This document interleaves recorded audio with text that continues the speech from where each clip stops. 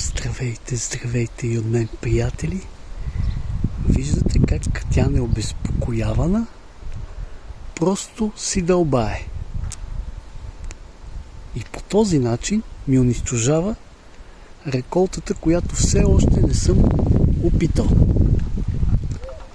На тази слива имам сорт Мирабел и в същото време няколко вида синя слива. Различни сортове.